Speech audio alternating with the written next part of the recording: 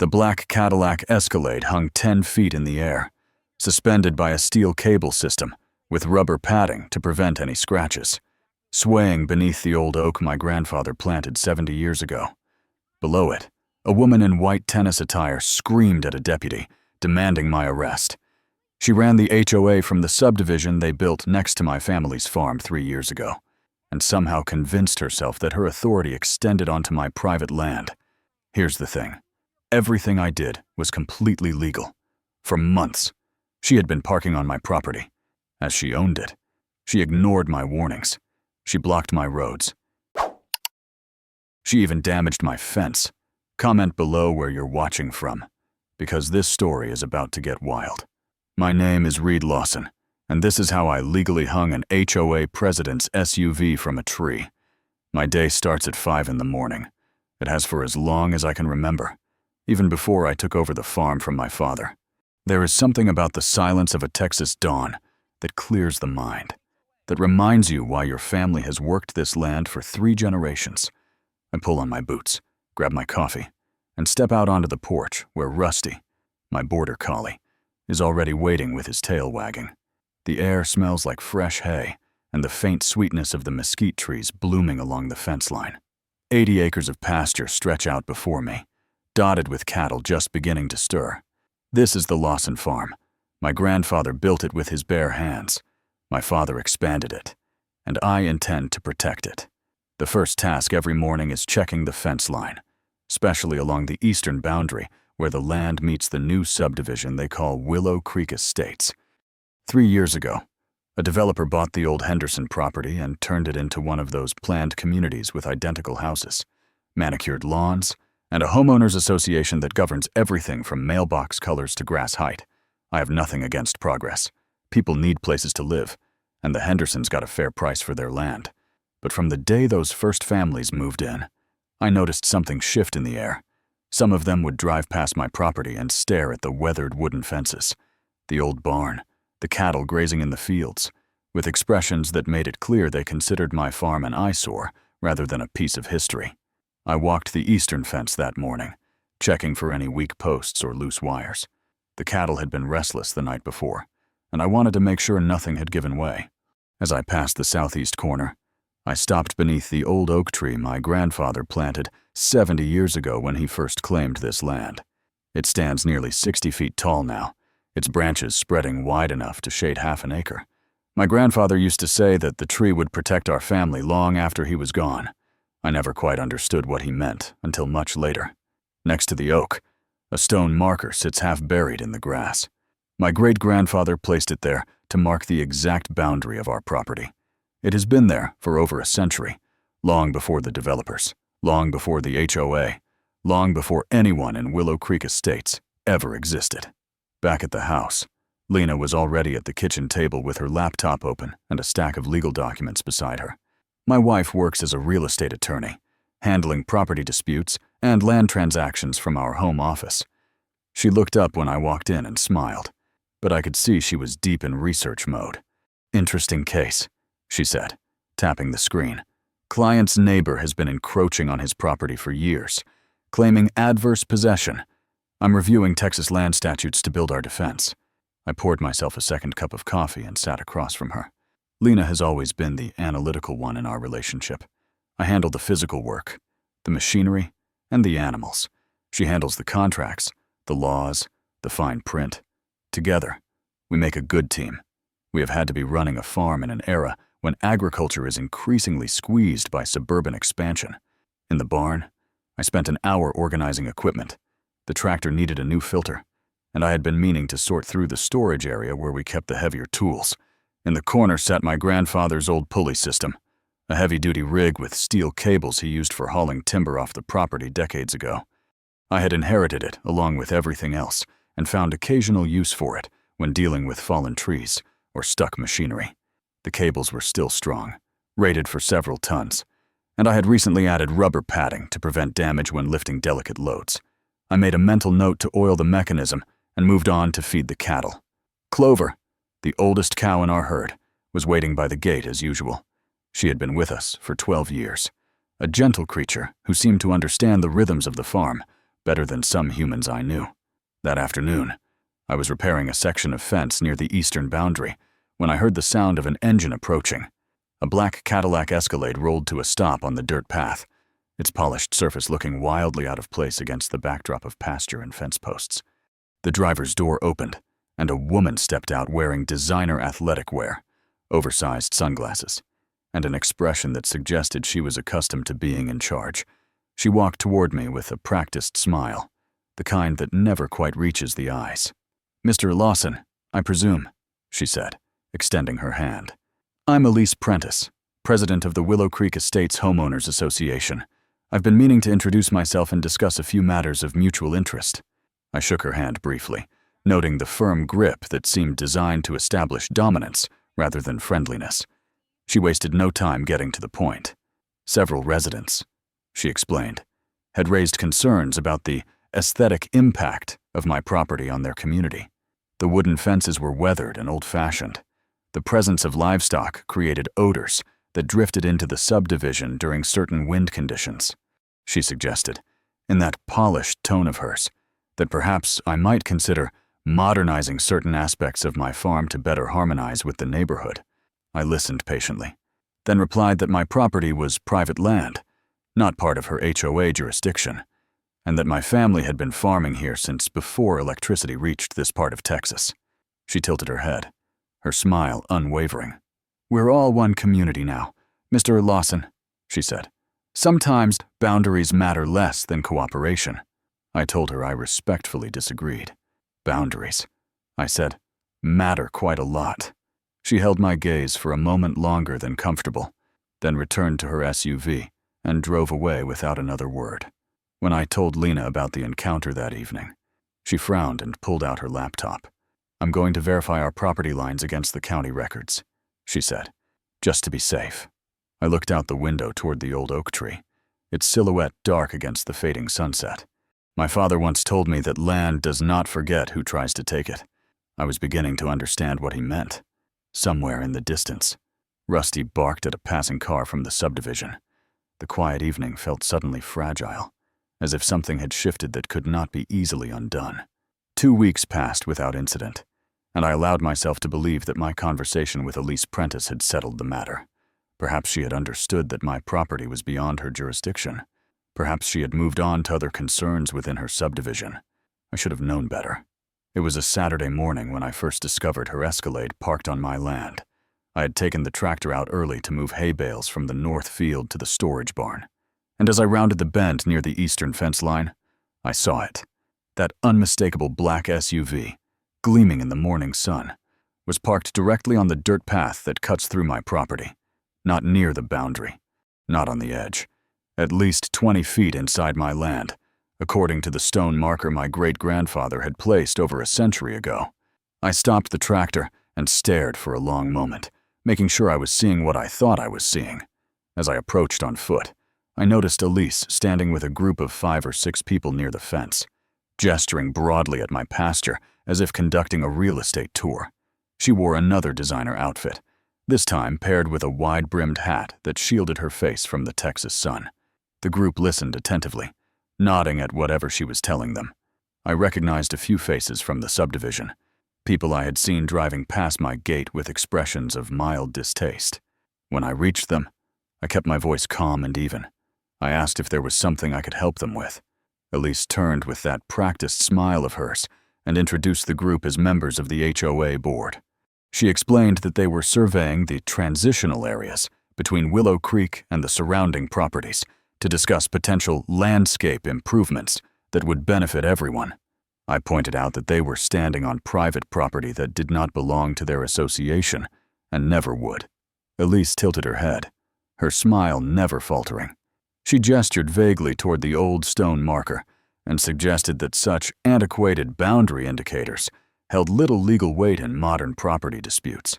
I informed her that the marker corresponded exactly to the official county survey on file with the clerk's office, and that her vehicle was parked approximately 20 feet inside my land. She waved her hand dismissively, as if swatting away an irritating fly. "Mr. Lawson, there's no need for hostility. We're all neighbors here, and neighbors should cooperate for the greater good of the community. And I told her that cooperation did not mean surrendering property rights, and that I would appreciate it if she moved her vehicle and conducted her surveys on land that actually belonged to her association. She exchanged glances with a few board members, then led the group back to her SUV. Before climbing in, she paused and looked at me with an expression I could not quite read. "We'll continue this conversation when you're feeling more reasonable," she said. Then she drove away, her tires kicking up dust from my dirt road. I told Lena about the incident that evening, and she listened with the focused attention she usually reserved for complex legal cases. When I finished, she was quiet for a moment, then spoke carefully. "She's testing you," Lena said. "This is how people like her operate. They push a little, see if there's any resistance, and when they meet none, they push harder. This won't be the last time." I asked what she thought we should do. Lena suggested that we start documenting everything: dates, times, photographs, and any communication. If Elise continued her behavior, we would need evidence. I agreed, and decided to install security cameras at the main gate and along the eastern fence line. The next day, I ordered a system with high-resolution recording and automatic timestamps. Whatever happened next, I intended to have proof. 1 week later, it happened again. I came out to check on the cattle in the early afternoon and found the Escalade parked near my equipment shed, even deeper inside my property than before. This time, Elise was nowhere in sight. The vehicle sat there empty, doors locked, engine off. According to the new camera system, it had been there for over 2 hours. I walked around it slowly, noting the position relative to the boundary markers, then took photographs from multiple angles. I did not touch the vehicle. I did not attempt to move it. Lena had been clear that any physical interference could give Elise grounds for a complaint or even a lawsuit. Instead, I called the number listed on the HOA website and left a detailed message requesting that the vehicle be removed immediately from my private property. 3 hours passed before Elise finally appeared, strolling up the dirt path as if she were taking a leisurely afternoon walk. She showed no sign of embarrassment or apology. When I asked why she had left her vehicle on my land for most of the day, she shrugged and said she had urgent business to attend to, and my road happened to be the most convenient place to park. "Don't make this harder than it needs to be, Mr. Lawson," she said, a phrase that would echo in my memory many times over the coming months. She climbed into her SUV and drove off without another word, leaving me standing there with a growing sense that this woman had no intention of respecting any boundary I set. That night, I reviewed the camera footage with Lena. We watched Elise pull onto our property, park, and walk toward the subdivision without a single glance back. "She's establishing a pattern," Lena observed. "Each time she does this without consequence, she's reinforcing in her own mind that she has the right." I asked how long we should let it continue. Lena looked at me with steady eyes. "We wait, we document, and when she finally goes too far, we'll be ready." Over the following month, the Escalade appeared 4 more times. Each instance lasted longer than the one before. 2 hours became 4, then 6, then overnight. Each time, I photographed the vehicle, logged the timestamps from the cameras, and added the records to a growing file on Lena's computer.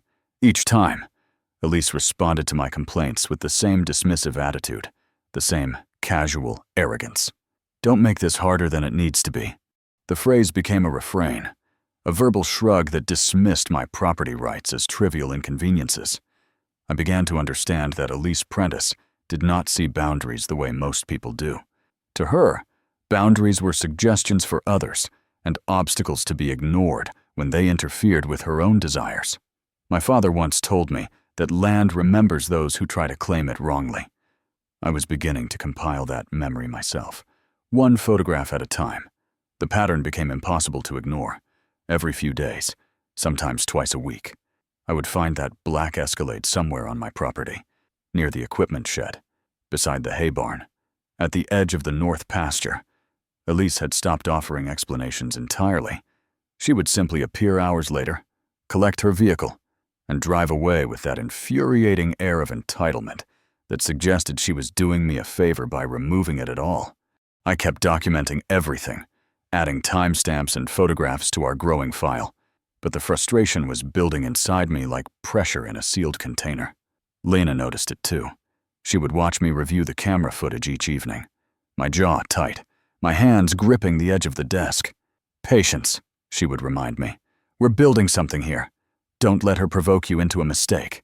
I knew she was right. But knowing something and feeling it are two very different things.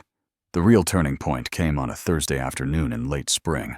I needed to move the cattle from the eastern pasture to the western grazing area, a routine operation I performed several times each season. The path between the two pastures cuts directly through the section of property where Elise had taken to parking her SUV.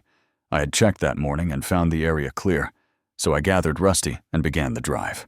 30 head of cattle moved slowly but steadily along the familiar route, their hooves kicking up small clouds of dust in the warm afternoon air.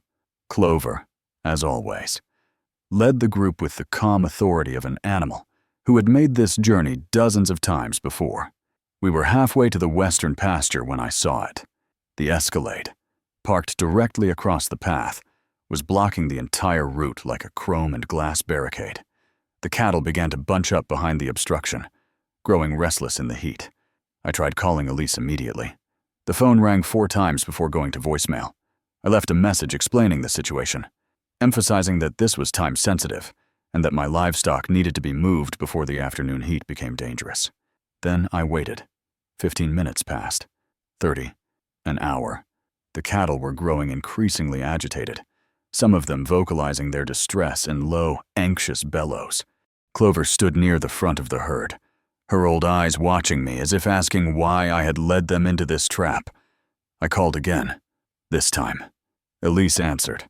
Her voice was relaxed, almost amused. "Mr. Lawson, I'm at the spa right now.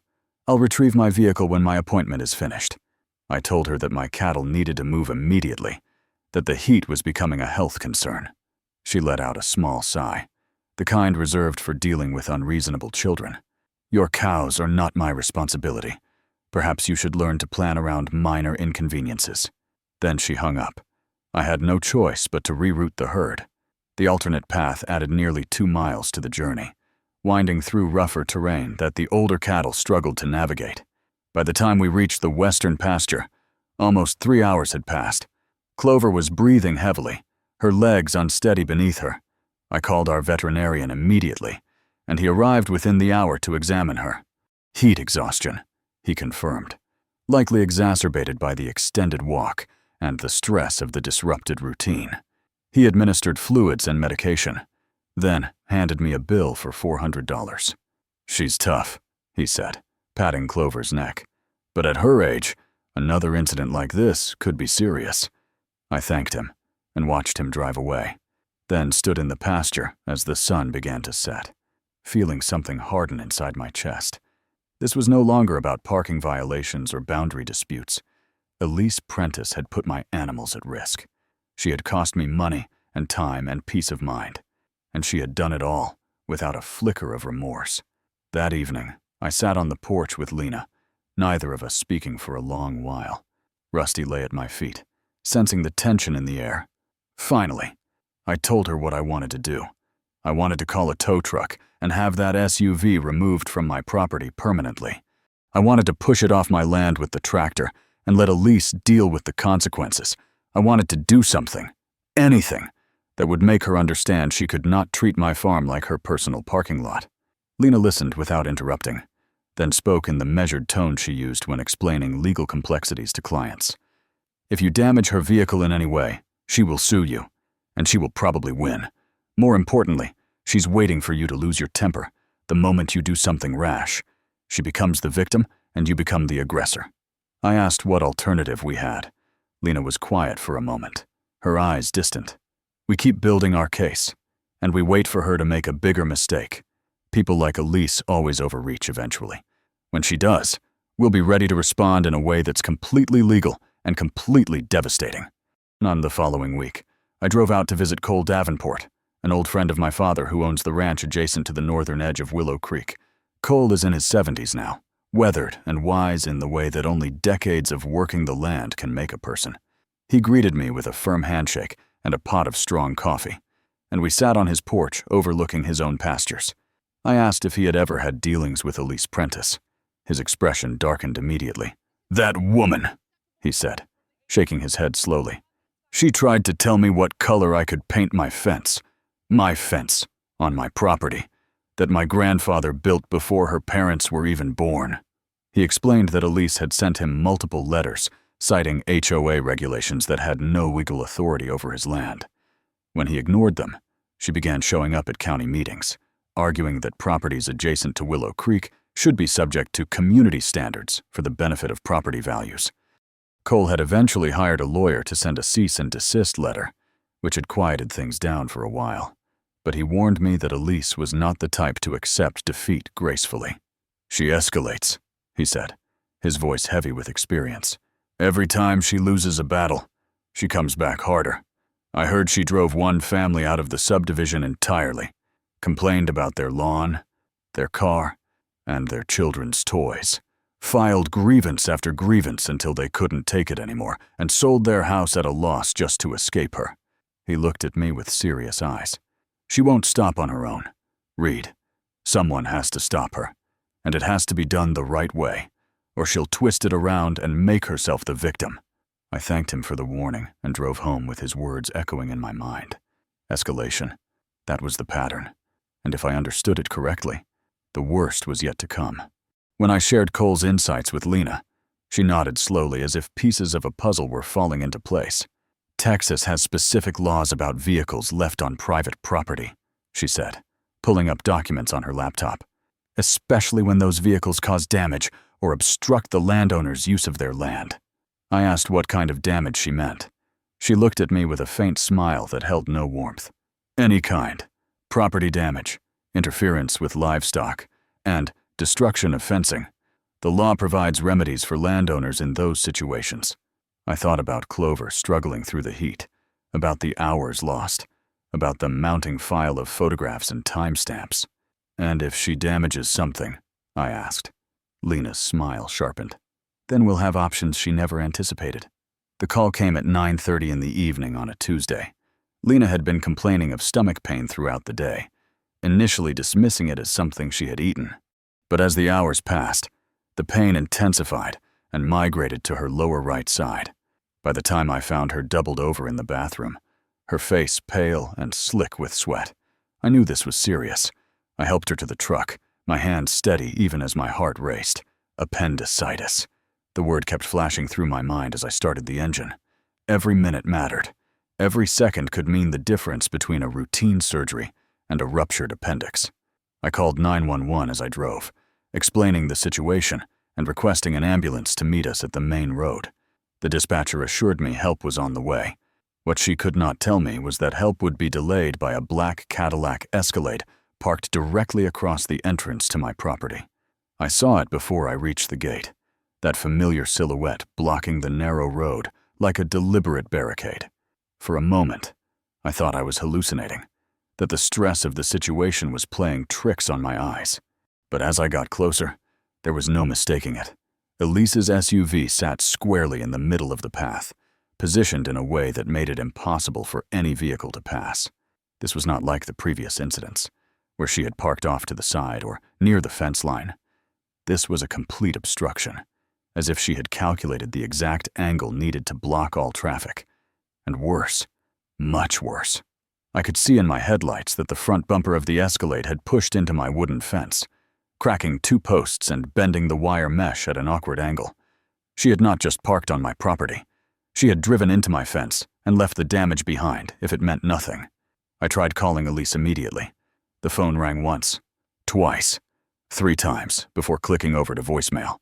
I left a message that I am not proud of, my voice tight with barely controlled fury, as I explained that my wife needed emergency medical attention and her vehicle was blocking our only exit.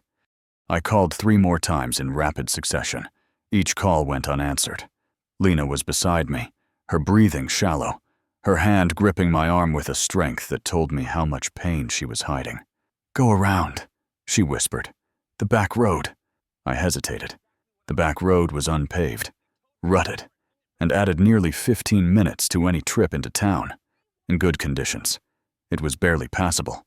At night, with my wife potentially facing a medical emergency. It felt like a death sentence. But there was no other choice. I threw the truck into reverse and headed for the alternate route, my headlights cutting through the darkness as we bounced over terrain that was never meant for speed. The ambulance met us on the county road, having been redirected when they found the main entrance blocked. The paramedics transferred Lena quickly, their faces professional but grim as they assessed her condition. I followed behind in my truck, watching the ambulance lights flash against the trees, praying that the delay had not cost us something irreplaceable. At the hospital, they rushed her into surgery almost immediately. The doctor spoke to me briefly in the waiting room, explaining that her appendix was severely inflamed and close to rupturing. Another 30 minutes, he said, and we would be having a very different conversation. I sat alone in that sterile waiting room for 3 hours, replaying the events in my mind. 15 minutes. That was how long the detour had added to our journey.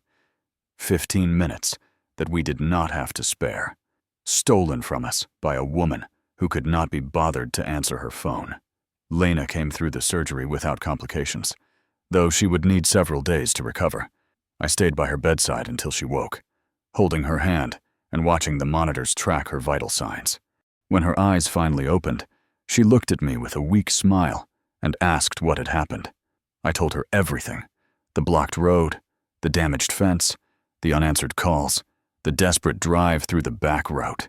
Her expression shifted from confusion to understanding to something cold and hard that I had rarely seen in our years together. She almost killed me, Lena said quietly, over a parking spot. I did not trust myself to respond. The anger inside me had moved beyond words, settling into something deeper and more permanent. This was no longer a dispute between neighbors. This was a line that could never be uncrossed.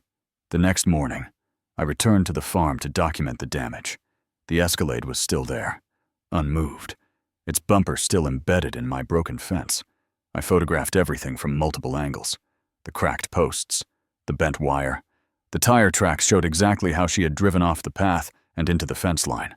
The security cameras had captured the entire incident, time-stamped at 6:47 in the evening, more than 3 hours before Lena's emergency began.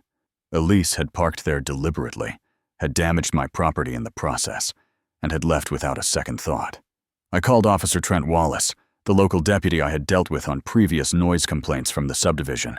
He arrived within the hour, his expression growing more serious as I walked him through the evidence. I showed him the footage, the photographs, the documented history of trespassing that stretched back months. I cited Texas Transportation Code Section 683, which addresses vehicles parked illegally on private property. I cited Texas Property Code Section 70.501 through 506, which grants landowners specific rights when a vehicle damages their fence. Wallace listened carefully, taking notes, his demeanor shifting from routine to genuinely concerned. "This is substantial," he said finally, looking at the damaged fence. "The vehicle caused property damage. That changes things legally." He explained that he would file an official report documenting the trespass, the obstruction, and the damage. He would also note that the obstruction had interfered with emergency medical access, though he cautioned that proving direct harm from the delay would be difficult. I thanked him and asked what my options were going forward. Wallace hesitated before answering.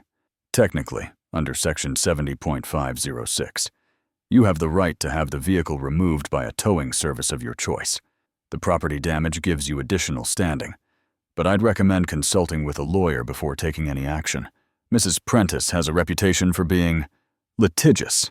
I assured him that I had access to excellent legal counsel. Elise arrived shortly after Wallace departed, her expression shifting from annoyance to alarm when she saw the deputy's car pulling away.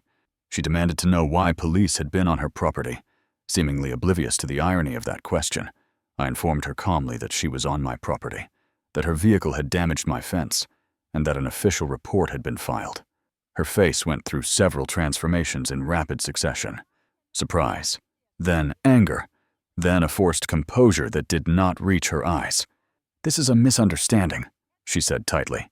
"I barely touched that old fence. It was probably rotting anyway." I told her that the fence had been in perfect condition until her bumper went through it, and that I had photographs and video proving exactly that. I also told her that her vehicle had blocked emergency access while my wife was being rushed to the hospital, with a potentially fatal condition. For just a moment, something flickered in her expression. It might have been guilt, it might have been fear, but it vanished quickly, replaced by the familiar mask of arrogance. "That's not my problem," she said. "You should have better roads." Then she climbed into her damaged SUV and drove away, leaving me standing beside my broken fence with a file full of evidence and a heart full of cold determination. Lena was discharged from the hospital 3 days after her surgery, weak but recovering steadily. The doctors had done excellent work, and her prognosis was positive. But something had changed in her during those hours in the operating room. Some fundamental shift in how she viewed the situation with Elise Prentice. The woman she had once described as a nuisance to be managed had become something else entirely, a threat, an enemy. And Lena approached enemies with the same methodical precision she brought to complex legal cases. The morning after she came home, still moving carefully to protect her stitches, she sat down at her laptop and opened a new folder. "We're done waiting," she said, her voice carrying a steel I had rarely heard before. "It's time to build something she can't escape from." The first step was establishing our legal foundation beyond any possible dispute.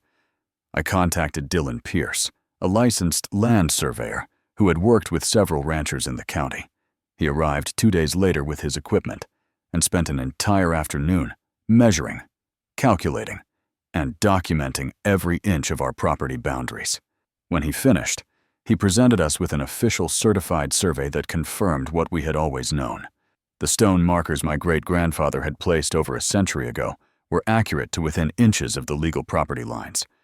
More importantly, Dylan's survey established with absolute certainty that every location where Elise had parked her vehicle fell well within our property.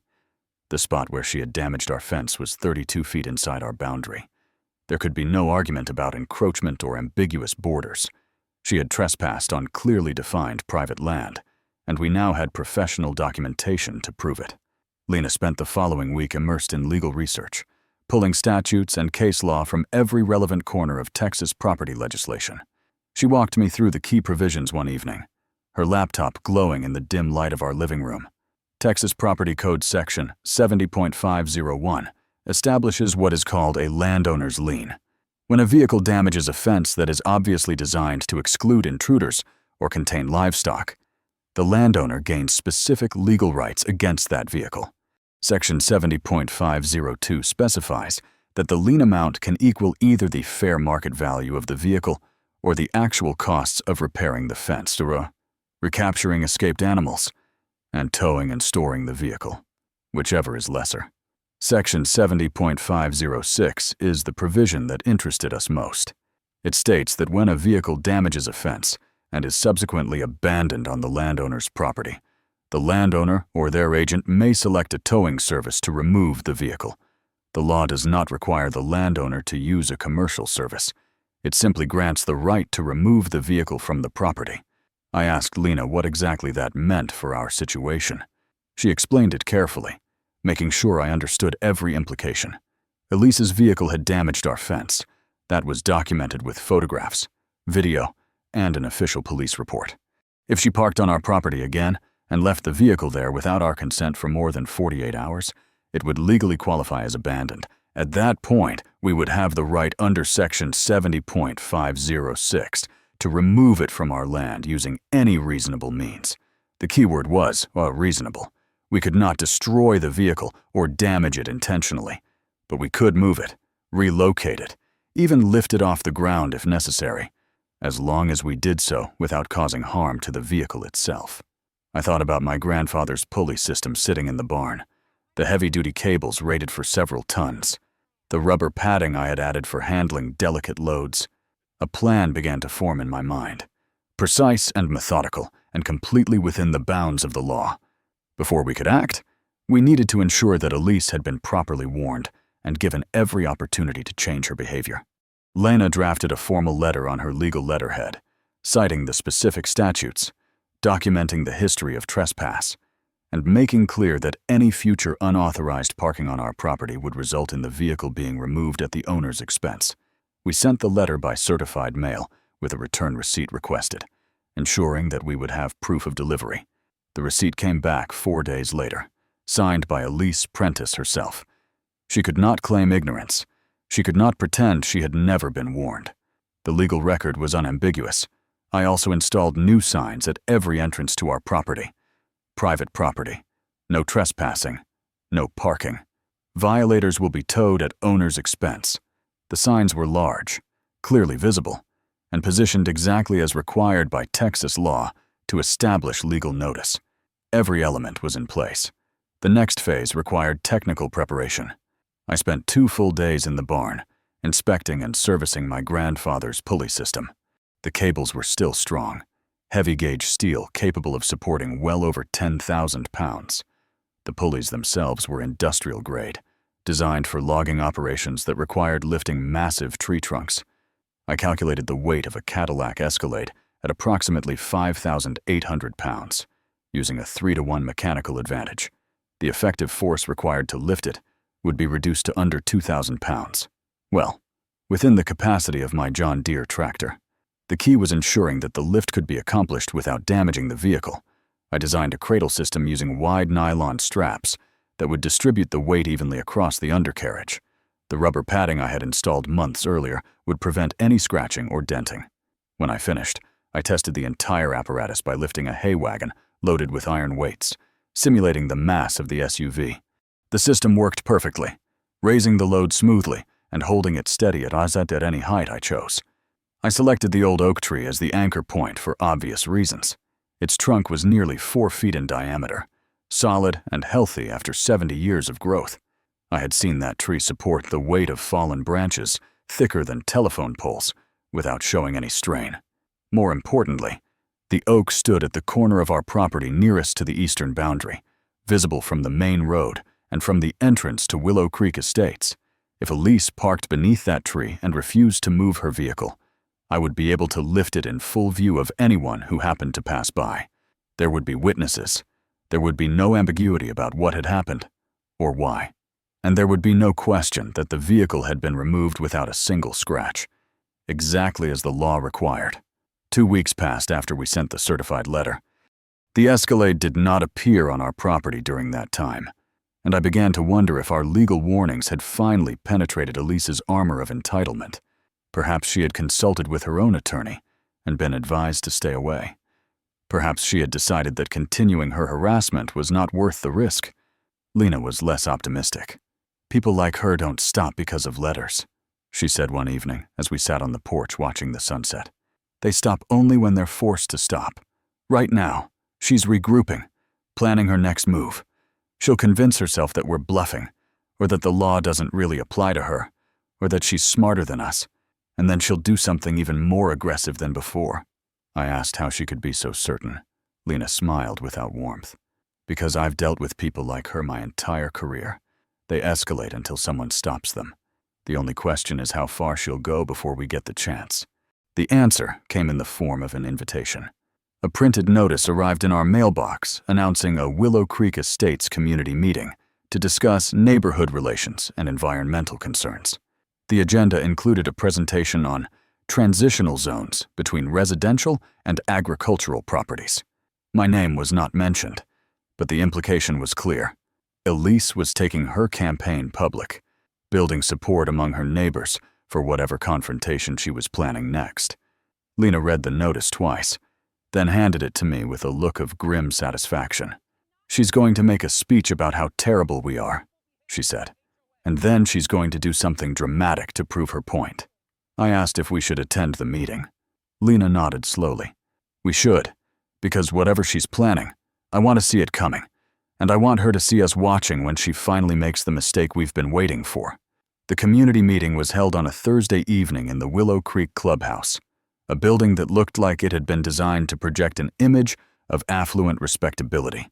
High ceilings, polished wood floors, large windows overlooking a manicured common area, with a fountain that probably cost more than my tractor.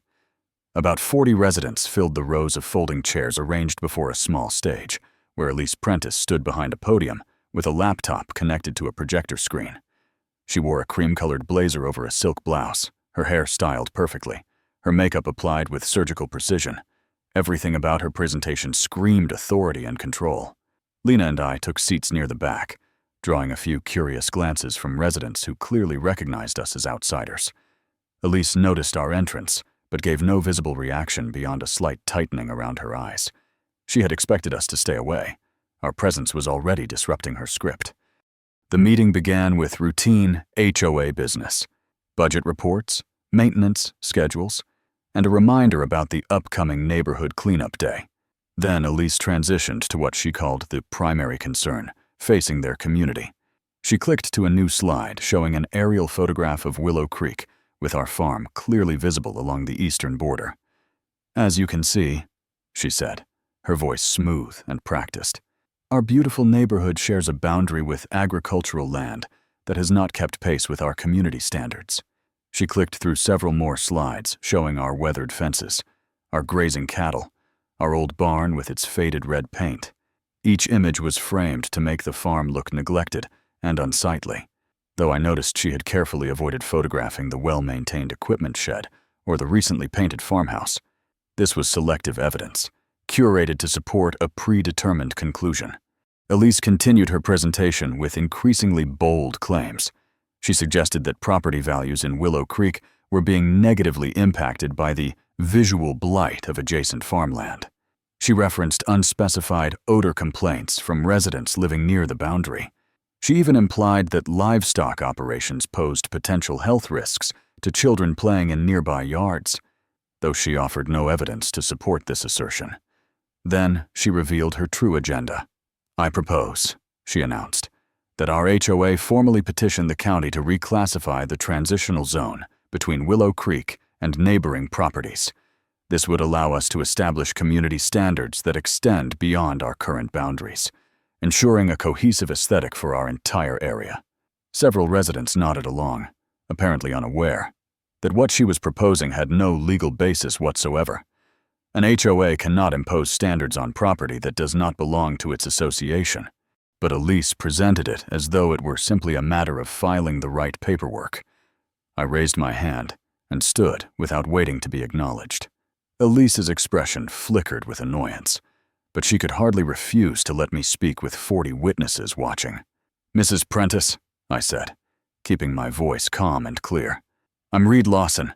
My family has owned the farm you're discussing for 3 generations. I'd like to clarify a few points for your residents." I pulled a folded document from my jacket pocket, the certified survey Dylan Pierce had prepared. "This is an official land survey conducted by a licensed professional 2 weeks ago. It confirms that my property boundaries are exactly where they've been for over a century. Your HOA has no legal authority over my land, and no county petition can change that without my consent." I held up the survey so the audience could see the official seal. "I also want to address the repeated trespassing that has occurred on my property over the past several months. Mrs. Prentice has parked her vehicle on my land at least 11 times, documented by security cameras with timestamps. On one occasion, her vehicle damaged my fence and blocked emergency access while my wife was being transported to the hospital." The room went very quiet. Several residents turned to look at Elise, their expressions shifting from passive agreement to uncertain concern. A woman near the front, someone I would later learn was named Janet Holloway, spoke up hesitantly. "Elise, is that true? Have you actually been parking on his property?" Elise's composure cracked for just a moment before she recovered her practiced smile. "There have been some misunderstandings about where exactly the boundaries lie," she said dismissively. "Mr. Lawson has been quite aggressive about asserting claims that may not hold up under proper examination." I responded immediately. "The boundaries are documented in county records dating back to 1893. There is no ambiguity, and I have a police report filed by Officer Trent Wallace confirming that your vehicle damaged my fence while parked illegally on my land." Another murmur rippled through the crowd. A man I recognized as Martin Kessler, one of the board members Elise had brought to my property months ago, leaned forward with a troubled expression. "Elise, you told us that the boundary situation was unclear. You said the farmer was being unreasonable about shared access." What happened next revealed more about Elise Prentice than any evidence I could have presented. Her mask of professional composure dissolved completely, replaced by raw indignation that she could not contain. "I am the president of this HOA," she snapped, her voice rising sharply. "I have worked tirelessly to maintain the standards of this community, and I will not be questioned by people who don't understand what I'm trying to accomplish." She pointed directly at me, her finger trembling with anger. "That farm is an eyesore. Those cows stink up our neighborhood, and I will park wherever I need to park to address these issues, regardless of what some old stone markers supposedly indicate." The room fell silent. Even her supporters seemed taken aback by the outburst. Janet Holloway shook her head slowly. Martin Kessler exchanged a meaningful glance with another board member. Elise seemed to realize she had gone too far, but rather than retreating, she doubled down. "This meeting is adjourned," she announced abruptly, gathering her laptop with shaking hands. "We will revisit this matter when emotions have cooled." She stormed out through a side door, leaving 40 confused residents sitting in stunned silence. Lena and I left the clubhouse without speaking to anyone, though several residents nodded at us with what looked like newfound respect. In the truck, Lena allowed herself a small smile. She just lost half her support in there. Maybe more, I agreed, but cautioned that we should not underestimate her response. Wounded pride often leads to reckless behavior. Lena nodded thoughtfully. She'll want to reassert dominance, to prove that she's still in control, that our little confrontation didn't change anything. I asked what form that reassertion might take. Lena looked out the window toward the dark silhouette of our farm in the distance. "She'll park on our property again. Probably soon. Probably in the most provocative location she can find. She needs to show everyone, including herself, that she can still do whatever she wants." The answer came faster than either of us expected. The next morning, I walked out to check the eastern fence line and found the black Escalade parked directly beneath my grandfather's oak tree, its tires leaving deep ruts in the soft ground, positioned like a declaration of war. The Escalade sat beneath the oak tree for 36 hours before I made my move. During that time, I followed every legal protocol with meticulous precision.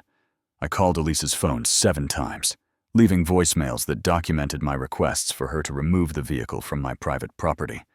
I sent a text message with photographic evidence of the parking location, time-stamped and geotagged. I even drove to her house in Willow Creek and knocked on the door, though no one answered. The security cameras recorded everything, creating an unbroken chain of evidence, showing that I had made every reasonable effort to resolve the situation peacefully. Lena reviewed each step as I completed it, checking boxes on a legal checklist she had prepared. By Saturday afternoon, we had satisfied every requirement under Texas law. The vehicle had been on our property without consent for more than 48 hours. The owner had been notified repeatedly and had failed to respond. The previous fence damage established our rights under Section 70.506. We were legally authorized to remove the vehicle from our land. I began preparing the equipment around 1 o'clock in the afternoon. The tractor was already fueled and serviced, its engine turning over smoothly when I started it. I drove it to the oak tree and positioned it carefully, calculating the angles I would need for the lift. The pulley system came next, heavy steel cables threaded through industrial-grade blocks that my grandfather had used for logging operations decades ago. I climbed the oak tree and secured the main anchor point to a thick branch about 15 feet off the ground, testing the connection with my full body weight before trusting it with anything heavier. The branch did not flex, even slightly. 70 years of growth had made this tree as solid as concrete. Below, I laid out the lifting harness, wide nylon straps with rubber padding that would cradle the Escalade's undercarriage without leaving a mark. Every piece of equipment had been inspected, tested, and approved. Every calculation had been checked twice. There would be no mistakes, no damage, no legal vulnerability that Elise could exploit. I was positioning the straps beneath the SUV when I heard the sound of approaching vehicles. Multiple engines, growing louder as they came up the road from Willow Creek. I straightened and watched as a convoy of cars pulled onto my property, led by a silver Mercedes I did not recognize. Elise emerged from the passenger side before the car had fully stopped, her face flushed with righteous anger. Behind her came a dozen or more residents from the subdivision, some carrying phones with cameras already recording. I spotted Janet Holloway near the back of the group, her expression uncertain. Martin Kessler stood beside a tall man in an expensive suit who carried a leather briefcase. Elise had brought witnesses. She had brought what she assumed would be an audience for my humiliation. She had even brought her lawyer. What she did not understand was that she had just guaranteed the most public defeat of her life. Elise marched toward me with the lawyer close behind, her heels sinking slightly into the soft ground near the tree. "What do you think you're doing?" she demanded, her voice pitched loud enough for everyone to hear. "This is my vehicle. If you touch it, I will have you arrested for theft and destruction of property." The lawyer, whom I would later learn was named Samuel Briggs, held up a hand as if to calm her. "Mr. Lawson," he said in a measured tone, "I'm advising you to step away from my client's vehicle immediately. Any attempt to move it without proper legal authority could expose you to significant civil and criminal liability." I did not respond right away. Instead, I walked to my truck and retrieved the folder Lena had prepared, thick with documents organized by colored tabs. I handed it to Briggs without a word and watched his face as he began to read. The first section contained the certified land survey, establishing that we were standing 32 feet inside my property boundary. The second section documented 11 separate instances of trespassing, each one supported by time-stamped security footage and photographs. The third section included the police report filed by Officer Wallace, confirming that Elise's vehicle had damaged my fence during a previous trespass. The fourth section contained copies of the certified letter we had sent, complete with the return receipt bearing Elise's signature. And the fifth section laid out the relevant provisions of Texas Property Code, Section 70.501 through 506, with the key passages highlighted in yellow. I watched Briggs flip through the pages, his expression shifting from confidence to concern to something approaching dismay. He turned to Elise and spoke quietly, but not quietly enough to prevent others from hearing. "Elise, this is comprehensive. He has documentation of fence damage, which triggers the landowner's lien provisions, and the vehicle has been here for more than 48 hours without your response to his notifications." Elise's face contorted with disbelief. "That fence was already falling apart, and I don't have to respond to his phone calls. This is harassment." Briggs shook his head slowly. "There's a police report documenting the damage. Photographs showing the fence intact before and damaged after. And the law doesn't require you to respond. It only requires him to make reasonable attempts to notify you, which he clearly has." He lowered his voice, though I could still hear every word. "If we try to stop him, and he files a lawsuit, we will lose. And if we escalate this further, you could face criminal trespassing charges based on the evidence he's already compiled." Elise stared at him, as if he had spoken in a foreign language. I had seen that look before, the expression of someone whose assumptions about reality were colliding with facts they could not accept. She turned to the crowd behind her, searching for support, but found only uncertain faces and phones recording everything. I resumed my work without waiting for her permission. The nylon straps slid beneath the Escalade's frame, positioned exactly where I had calculated they would distribute the weight most evenly. I connected the straps to the main cable, checked every connection twice, then climbed onto the tractor and engaged the winch mechanism. The cable drew tight with a low metallic hum. For a moment, nothing seemed to happen. Then, slowly, smoothly, the front of the SUV began to rise. I adjusted the tension carefully, ensuring the lift remained balanced as the vehicle left the ground. 5 feet, 7 feet, 10 feet. The Escalade hung suspended beneath the oak tree, swaying gently in the afternoon breeze, its polished black surface catching the sunlight like some strange piece of modern art. Below it, Elise Prentice stood frozen, her mouth open, unable to process what she was seeing. The silence lasted only a few seconds before the murmuring began. Some of the residents were laughing, though they tried to hide it behind their hands. Others were recording video, their phones tracking between the suspended SUV and Elise's stunned expression.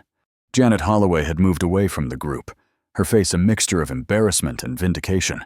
Martin Kessler was speaking urgently into his phone, though I could not hear what he was saying.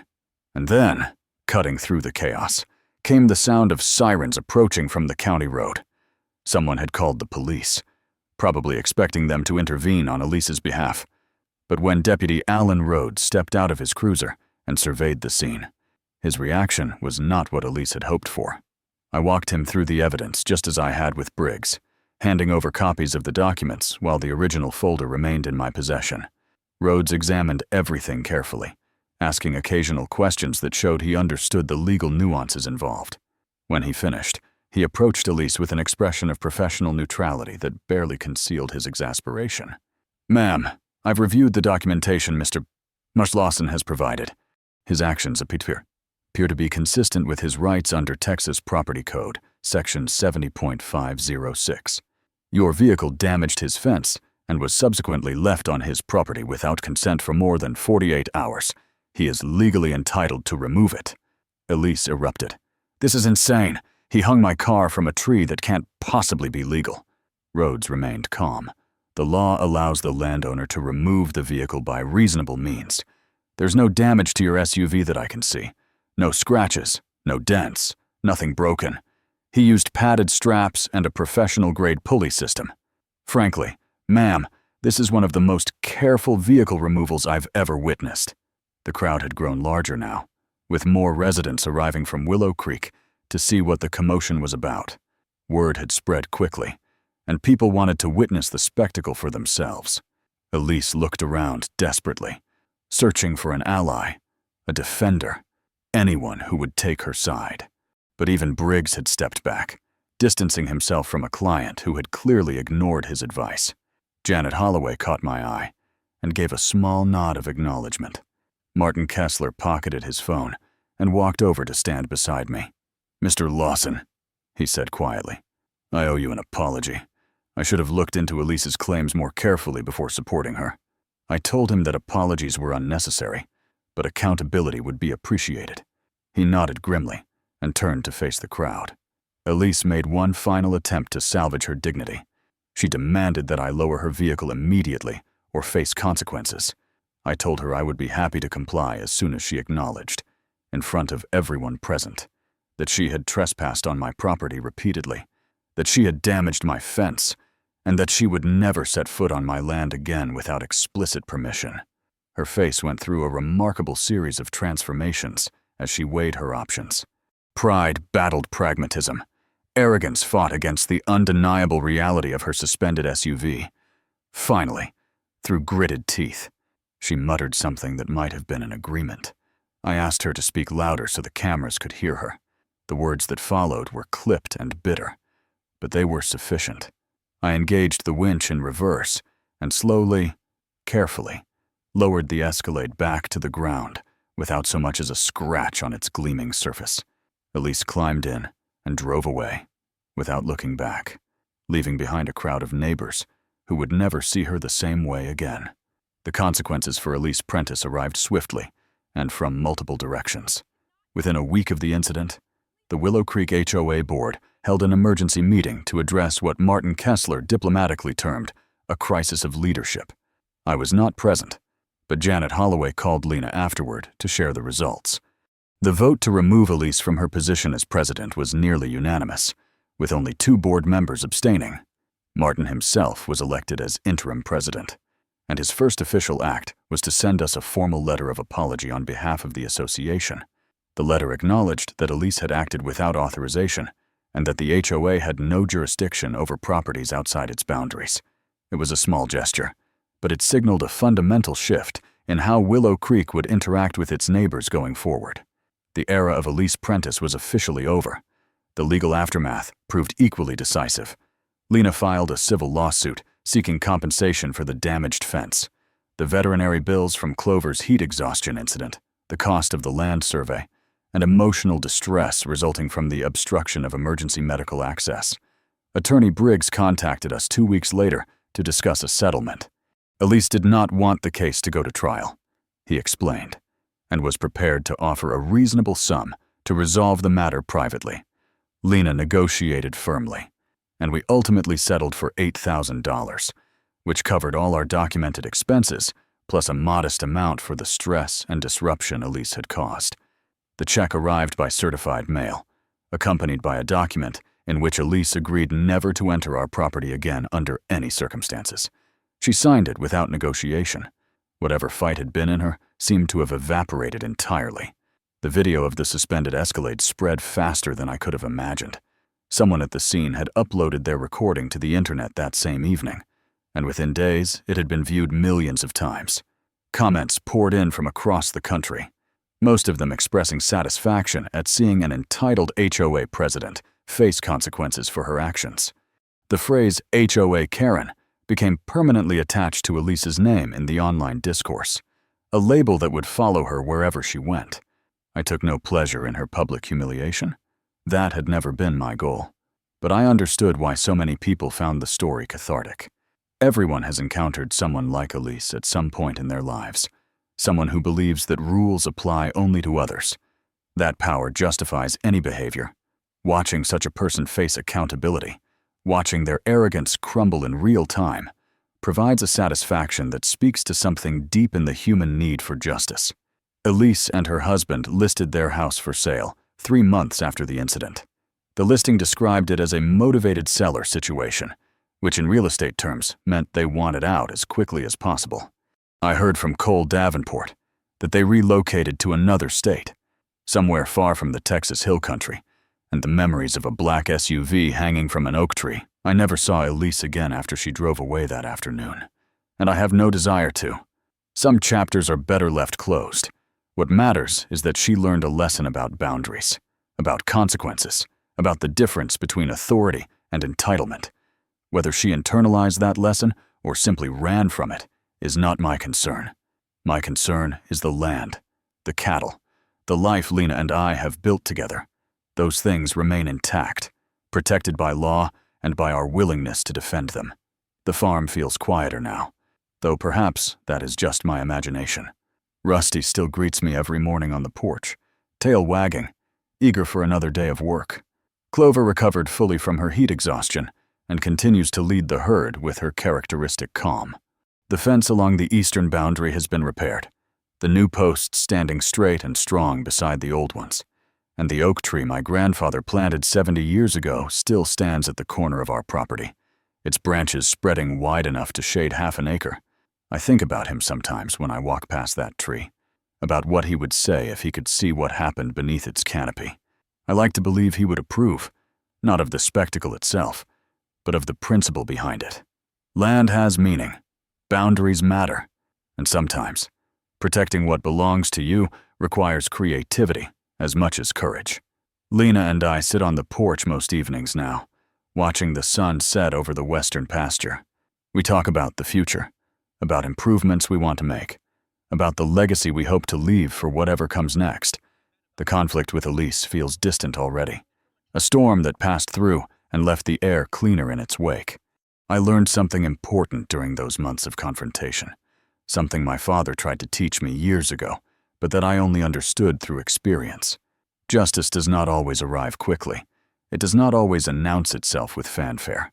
But when you build your case carefully, when you follow the rules, even when others ignore them, when you trust that truth carries weight, eventually the scales balance. The SUV came down without a scratch, and so did we. Sometimes justice takes patience. Sometimes it takes preparation. And sometimes it takes an oak tree and a pulley system. If this story reminded you that boundaries matter and karma always finds its way, you're in the right place. Here at Karma Fence, we share stories of people who stood their ground and watched the scales balance. Have you ever dealt with a neighbor who thought rules didn't apply to them? Drop your story in the comments below. And if you want to see more moments when karma delivers, subscribe and hit that notification bell. The next satisfying ending is just around the corner.